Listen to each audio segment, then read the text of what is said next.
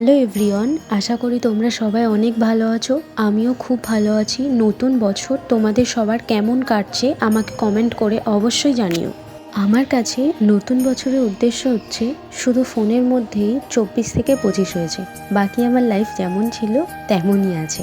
তবে নতুন বছরে সবারই কিছু প্রমিস থাকে, তেমন আমারও নিজের কাছে অনেক প্রমিস আছে। সেদিনকারেই আমি, মা, রিঞ্জা, ভাই চারজনে বোরিং হচ্ছিলাম, তাই চলে গিয়েছিলাম লেক মলে।